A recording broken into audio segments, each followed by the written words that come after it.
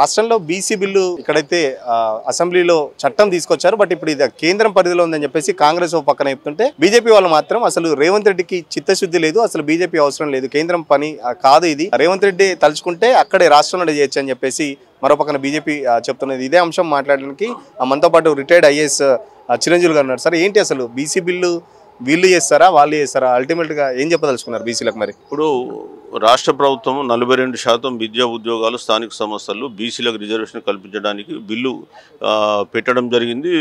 అదేవిధంగా శాసనసభ శాసన మండలి ఆమోదం జరిగింది, గవర్నర్ గారి సంతకం జరిగింది, అది కేంద్రానికి వెళ్ళడం జరిగింది. అయితే ఇక్కడ కొంతమంది ఏమంటున్నారంటే రాష్ట్రం కూడా తన సవరన్ పవర్ ఉంది కాబట్టి వీళ్ళే ఇక్కడ జీవో ఇచ్చి అమలు పరచుకోవాలని చెప్పి వీళ్ళు చెప్తున్నారు. సో ఈరోజు భారతదేశంలో సుప్రీంకోర్టు జడ్జిమెంట్ అనేది ఒకటి ఉంది.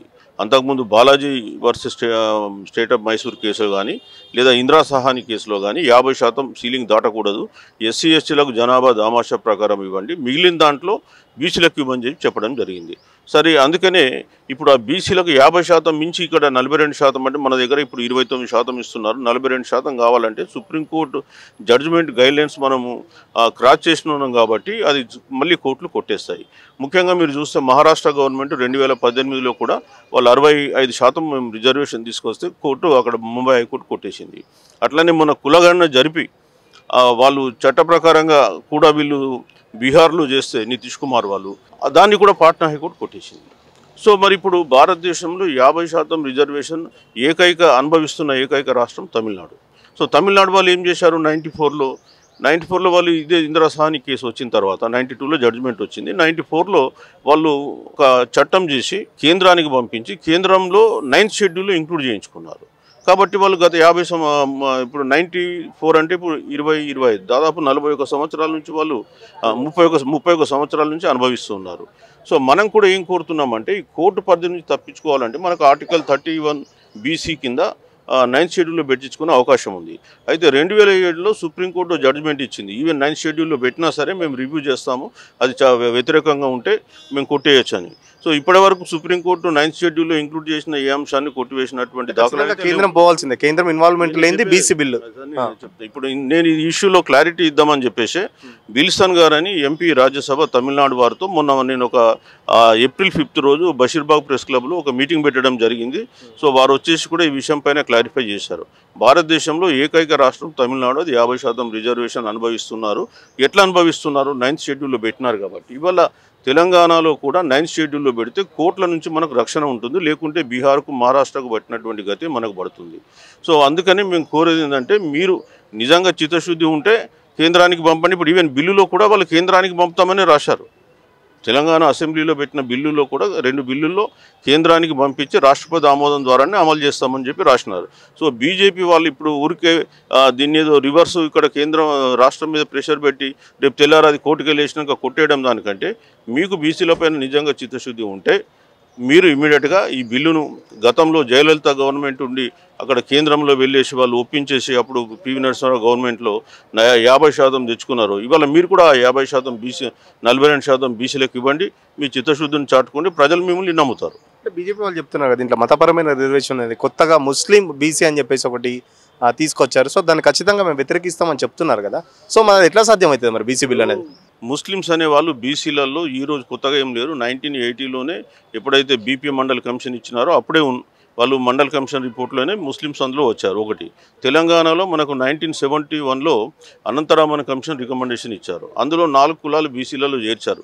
బీసీఏలో మీరు చూసినట్టయితే మెహతర్ కులం ఉంది, బీసీబీలో దూదేకుల, పింజారి, నూర్ భాష ఈ కులాలు ఉన్నాయి. సో మరి ఆ రోజు నుంచే ముస్లిమ్స్ ఇందులో ఉన్నారు. ఒకటి తర్వాత 2007లో రాజశేఖర్ రెడ్డి గవర్నమెంట్ ఉన్నప్పుడు వారు 14 కులాలను బీసీల్లో కలుపుతూ బీసీఈ అనేటువంటి ఒక కొత్త కేటగిరీ క్రియేట్ చేసి వారికి 4% రిజర్వేషన్ ఇస్తున్నారు. దానిపైన ఇక్కడ హైకోర్టులో వెళ్తే హైకోర్టు ఈ రిజర్వేషన్లు చెల్లవని చెప్పి కొట్టేసింది. మళ్ళీ అది 2010 మేలో సుప్రీంకోర్టుకు వెళ్తే supreme court 4% reservation let it be continued, ఇది రాజ్యాంగ ధర్మాసనం నిర్ధారిస్తుందని చెప్పారు. 2010 నుంచి ఇవాళ 24 ఉన్నాం, 25 ఉన్నాం, ఈరోజు కూడా అది కోర్టు పరిధిలోనే ఉంది. కాబట్టి రేపు court let it be decided, రేపు కోర్టు అందనుకో ఇది చెల్లవు అని చెప్పి కొట్టేసింది అనుకో ఆటోమేటిక్గా పోతాయి. ఇవాళ కోర్టు పరిధిలో ఉన్న అంశం. సో మేము దానికి ఒప్పుకోము చేయమంటే ఇవాళ కోర్టును ధిక్కరించిన వాళ్ళం అవుతాం. ఎందుకంటే కోర్టుని మొత్తం హైకోర్టు కొట్టేసినటువంటి జడ్జిమెంట్ను వాళ్ళు కొట్టేయలేరు, ఆమోదించలేరు. సో ఇవాళ సుప్రీంకోర్టులో అది పెండింగ్ ఉంది జ్యుడిషియల్ రివ్యూ కొరకు.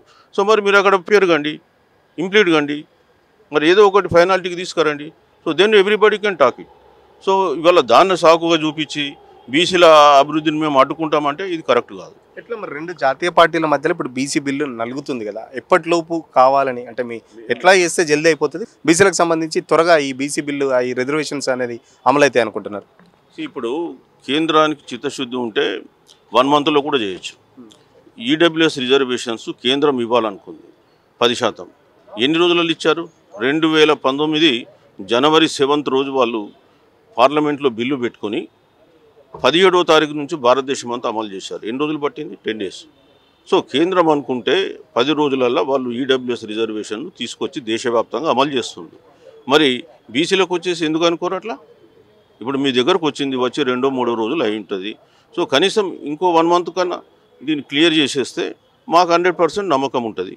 సో ఇవాళ మేము బీసీలకు ఏదో చేసేస్తున్నామని చెప్పడం కంటే వాళ్ళ నిజంగా కూడా వాళ్ళ అభివృద్ధిని, వాళ్ళ సంక్షేమాన్ని కాంక్షించి ఉంటే ఈ బిల్లు పాస్ చేసేయాలి. అదేవిధంగా కులగణన కూడా జరపాలి. కులగణన వల్ల బీసీలు ఎంత నష్టపోయినారు గత 77 సంవత్సరాలుగా, ఆ విషయాలన్నీ బయటకు వస్తాయి. అప్పుడు కదా బీసీలు నిజంగా మనం సంక్షేమ పథకాలు కానీ అభివృద్ధి పథకాలు వాళ్ళకు అవసరమైనటువంటి మనం తయారు చేయడానికి వీలు ఏర్పడుతుంది. బీజేపీ చాలా గొప్పగా చెప్తుంది, మోడీ సాక్షాత్తు మోడీ బీసీ ఉన్నాడు అని చెప్పేసి ఒక పక్కనే చెప్తూ మళ్ళీ బీసీ బిల్లుకి సంబంధించి బీజేపీ అడ్డుపడుతుంది మీరు అంటారు. మరి ఎట్లా వస్తున్నారు? మేము మోడీ బీసీ కాదని అంటలే, ఆయనే ఓ సర్టిఫైడ్ బీసీ. మాకు కావాల్సింది అంటే బీసీ భావజాలం ఉన్నటువంటి వ్యక్తి కావాలి. ఓసీలలో కూడా బీసీలో కూడా కష్టపడేటువంటి చాలామంది ఉన్నారు. బీసీలలో అగ్రవర్ణాల జెండా మోసే వాళ్ళు కూడా చాలామంది ఉన్నారు. కాబట్టి ఒక వ్యక్తి అక్కడ ఉన్నంత మాత్రాన మనకు ఉరగబెడుతుందని ఏం లేదు. ఆయనకు అన్లెస్ అంటిల్ ఆయనకు బీసీ భావజాలం ఉంటే తప్ప. సో ఇక్కడ మేము కోరేది ఏంటంటే పార్టీ యాజ్ ఎ హోల్ వాళ్ళ స్టాండ్ మార్చుకుని బీసీలకు అనుకూలంగా పనిచేయాలని చెప్పి మేము కోరుతున్నాం. సో ఎందుకంటే ఈ దేశంలో మీరు ఈ రోజు లెక్కలు తీసినా కానీ బీసీలు సుమారు 60% మంది ఉంటారు ఈ దేశంలో. మరి 60% దేశంలో మీరు బీసీలకు ఇస్తున్న రిజర్వేషన్ అయితే 27%. ఈ రోజు కూడా కేంద్ర ప్రభుత్వ ఉద్యోగాల్లో బీసీలు 22%కు మించలేరు. 40 లక్షల ఉద్యోగాలు కేంద్ర ప్రభుత్వంలో ఉంటే 31 లక్షలు ఫిలప్ అయి ఉన్నాయి. అందులో బీసీల పర్సెంటేజ్ 22% కంటే మించి కూడా లేదు. సో మీరు 27% ఇస్తున్నది కూడా ఇస్తలే, చట్టసభల్లో కూడా వీళ్ళు లేరు. కాబట్టి ఖచ్చితంగా ఈ సోషల్ ప్రొటెక్షన్ వాళ్ళకి కావాల్సి ఉంది. కాబట్టి మీరు కేంద్ర ప్రభుత్వం కులగణన జరిపి వాళ్ళ లెక్కలు తీసి వాళ్ళ సామాజిక, ఆర్థిక, సాంస్కృతిక దోపిడీ గత 77 సంవత్సరాలుగా ఏ విధంగా జరిగిందో బయటపెట్టి వాళ్ళకి కావాల్సినటువంటి ప్రణాళికలు తయారు చేయని చెప్పి కోరుతున్నాం.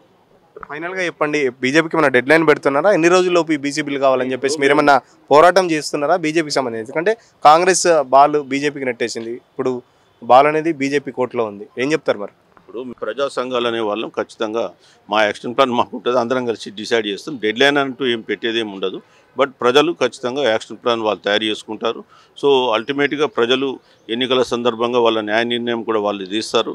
సో లెటస్ సీ, మేము కూడా అందరం కలిసి ఏ విధంగా ఇప్పుడే మొన్ననే బిల్లు కేంద్రానికి పోయింది. సో రాబోయే కాలంలో మరి ప్రజా సంఘాలకు ఖచ్చితంగా కావాల్సినంత పని ఉంది. స్థానిక సంస్థల్లో మరి ఇప్పుడైతే రాష్ట్ర ప్రభుత్వం మరి 42% పెంచేంత వరకు చేయమని అన్నట్టు విన్నాను. మరి చూద్దాం, అది ఒకవేళ చేయకుండానే వీళ్ళు ఎన్నికలకు పోతారా లేదా అనేది.